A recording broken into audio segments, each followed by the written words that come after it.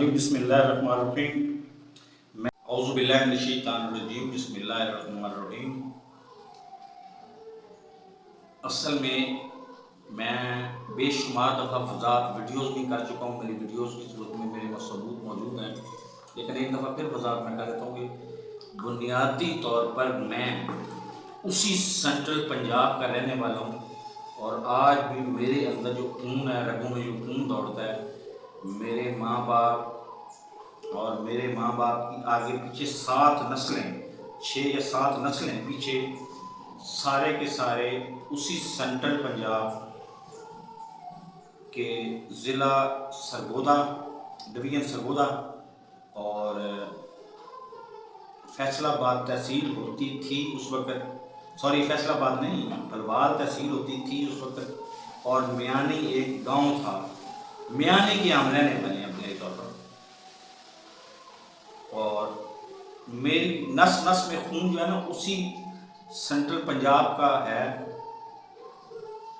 लेकिन सच से हम पर्दापोशी नहीं कर सकते। सबसे ज़्यादा मैं 85 से इलेक्शन में इंटरेस्टेड हूँ और 85 में मुझे अच्छी तरह से याद है कि हमारे हल्के में उस वक्त हम सरगोदा शहर में शिफ्ट हो चुके हुए थे। हमारे हल्के में 3 उम्मीदवार थे और तीनों इल्ला माशाल्लाह अपनी पोजीशन में ना अपने अपने जगह पे वो बिल्कुल 110% परफेक्ट थे।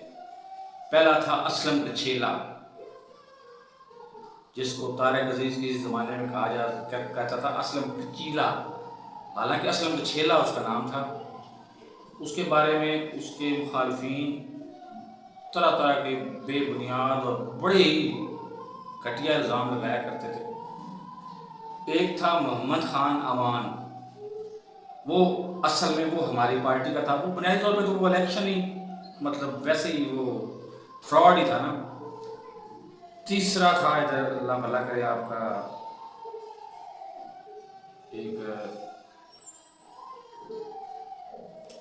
सूबाई उम्मीदवार चौधरी असलम, चौधरी मोहम्मद असलम BA। उस वक्त उसकी क्वालिटी गिनी जाती थी कि ये BA पास है। अब अंदाजा लगाएं BA पास होना की क्वालिटी उस वक्त गिनी जाती थी। तो इन लोगों को देखा और मैंने ये भी देखा, पहली दफ़ा ये भी देखा कि इलेक्शन से एक दिन पहले मोहम्मद खान अमान ने पैसे लिए, वो जेब में डाले और बैठ गया, मतलब विड्रॉ कर दिया इलेक्शन से। अब हमारा मुखालफ और असलम कछेला वो एक ही मतलब स्ट्रांग उम्मीदवार वही था। एक और भी थे साहब, अपना अल्लाह भला करे आपके सरगोदा शहर में ताजुद्दीन हकीकत साहब, वो भी इलेक्शन लड़ रहे थे, लेकिन एक ही स्ट्रांग उम्मीदवार रह गया था कौमी असम्बली में, असलम कछेला जीत गया। आप उस वक्त पार्टी सिस्टम तो था नहीं, वो तो जीतने के बाद उन्होंने अडॉप्ट करनी थी आगे मुस्लिम लीग, और मुस्लिम लीग से फिर जुनेजो ग्रुप, और जुनेजो ग्रुप के बाद अभी नून लीग, और ये सारी चीज़ें उससे लेके आज तक 2023 है आज, उससे लेके आज तक मैं देख रहा हूँ।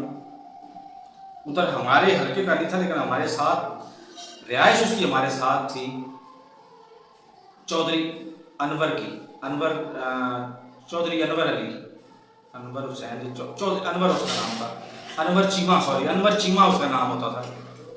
उसका बेटा था आमर चीमा जी। वो इलेक्शन इस तरह के लड़े जाते थे जनाब कि वो अलग अशराफिया इलेक्शन लड़ती थी। हम तो मतलब इस काबिल नहीं, सोच भी नहीं सकते थे कि हम इलेक्शन लड़े। वो जनाब वो जीत भी गया और जीत के बाद वजीर भी बन गया। अब समझ नहीं आ रही थी कि वजीर क्यों बन गया। ये इतना तो चलो MP है, ये जीत गया ठीक है, वजीर क्यों बन गया ये बाद में इंकशाफ हुआ कि वो चौधरीयों के घर उसकी मंगनी हुई थी, चौधरी ये गुजरात वाले, और उसकी बीवी का नाम अभी मेरे जहन में नहीं आ रहा, बीवी उसकी थी ये, और वो बाद में ब्याह भी हो गया। और वो उस सूरत में हम उस वक्त गालियाँ निकाला करते थे चौधरी बरादरान को, इसलिए कि गुजरात से आके वो हमारी डिस्ट्रिक्ट की चेयरमैन बन गई। उससे पहले हमारे पास चौधरी नज़ीर भी रहा था, जब वो हमारे सरगोदा का ही था, वो जितना भी बुरा था वो अच्छा नहीं था, नेक इंसान नहीं था वो भी। ये इलेक्शन ही सारे के सारे बदमाश ही लड़ते हैं यहाँ पे। लेकिन उसके बारे में मुझे ये तो पता था ना कि ये बंदा जो है ना, ये सरगोदा का है। वो तो आई फैसला सॉरी गुजरात से, और यहाँ पे आके उसने इलेक्शन लड़ा, और इलेक्शन में वो जीत के, तो वो हमारी चेयरमैन रही है सरगोदा की। एक बात याद रखिएगा, हमारे सेंट्रल पंजाब का असल मसला क्या है, हम सारे के सारे तारीख उठा के देख लें, पाकिस्तान बनने से पहले, पाकिस्तान बनने के बाद, हम सारे के सारे गुलाम रहे हैं। हमने आज़ाद सोचना, हमारी सोच बंद हो चुकी हुई है। हमें ये भी एहसास नहीं होता कि कौन लुटेरा आ रहा है हमारे पास और कौन। हमने इलेक्शन को कर ही अलग दिया हुआ है, मतलब इलेक्शन लड़ने वाली जो है ना, वो अलग पार्टी है, वो अलग चीज़ें हैं, और आम इंसान, सोबर इंसान, पढ़ा लिखा इंसान, ये अलग अलग चीज़ है। इलेक्शन लड़ने वाला जनाब, उसके पीछे 15-20 बॉडीगार्ड होंगे उसके पास, और उसके पास इश्तिहारी, ये मैं खुद जानता हूँ, मैंने खुद देखा हुआ है कि ये गुड़ मंगवाया करता था मनाजर रांझा। ये स्पीकर भी, डिप्टी स्पीकर भी रहा है, स्पीकर या डिप्टी स्पीकर भी रहा है मनाजर रांझा। उन इश्तिहारियों के लिए जो इसके पास छुपे होते थे, इसके पास पनाह लिया हुए होते थे, वक्त आने पे ये सारों ने साबित किया कि ये लोग सारे के सारे लोटे साबित हुए, सारे के सारे। ये 1985 में अनवर चीमा कहाँ पे था, मुस्लिम लीग में गया, और उसके बाद मुस्लिम लीग जुनेजो के बाद आगे वो आ गया मुस्लिम लीग नून, और नून के बाद वो आ गया काब में, क्योंकि उसका बाप बेटा था, उस बेटा वो अनवर अली खुद सुसर था इन चौधरियों के साथ उनमें चलना था, वो चलते रहे चौधरियों के साथ। और दूसरे नंबर पर डिस्ट्रिक्ट रहीम यार खान, उसकी मैंने अखबार में जो भी खबर पड़ी है, जब भी खबर पड़ी है, उधर मैं गया तो बात नहीं, लेकिन उसकी बचपन से आज तक मैंने जो भी खबर पड़ी है ना, लोटा हुआ तो सबसे पहले डिस्ट्रिक्ट रहीम यार खान का बंदा हुआ, चाहे MP है चाहे MLA, लोटा हुआ तो सबसे पहले ये हुआ। आज भी अभी भी है, इसके इमरान खान PTI के दौर की बात है, वो कौन तुर्की चला गया था, रहीम यार खान का ही था ना, वो तुर्की चला गया, पैसे लेके जेब में डाल के तुर्की पहुंच गया।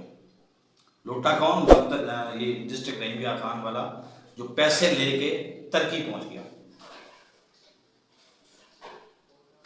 तो अब मकसद ये है कि ये हम लोग सारे के सारे पाकिस्तान बनने से पहले की तारीख उठा के देख लें, किसने मोहम्मद बिन कासिम को खुशामदीद कहा था, किसने मजामत नहीं की थी।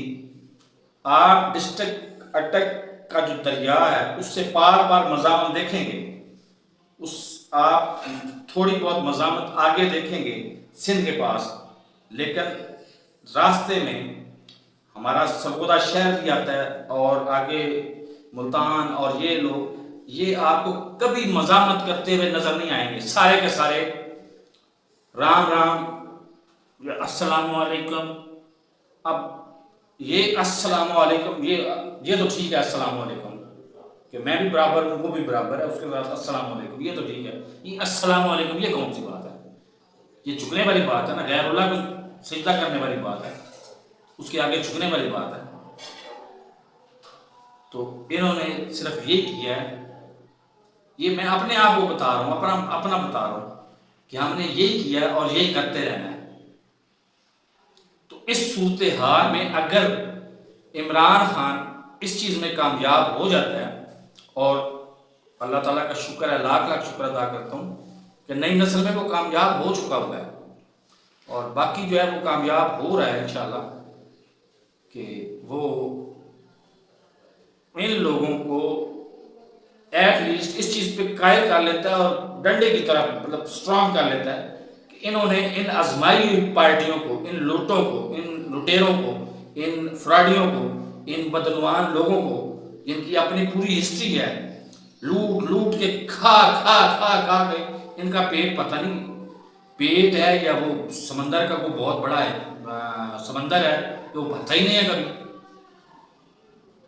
अब करोड़ों अरबों डॉलर इनके पड़े हुए हैं इसके जरदारी के बाहर, करोड़ों अरबों डॉलर उसके पड़े हुए हैं नवाज शरीफ के बाहर, और ये सिर्फ सियासत फरमाने जाते हैं। ये ज़हन में रखें, सिर्फ सियासत फरमाने जाते हैं कहाँ, पाकिस्तान में। तो हमें इस कल्चर को तोड़ना है, और तोड़ने में कौन कामयाब हुआ है? इमरान खान कामयाब हुआ है, और हमें इमरान खान को ज़्यादा से ज़्यादा सपोर्ट करनी चाहिए। तो मेरे इस चैनल को सब्सक्राइब नहीं किया तो सब्सक्राइब कर लें, और साथ लगे बेल आइकन को दबा के ऑल नोटिफिकेशन को ऑन कर दें, ताकि मेरी हर नई आने वाली वीडियो को नोटिफिकेशन आपको बर वक्त मिलता रहे। अल्लाह हाफिज़।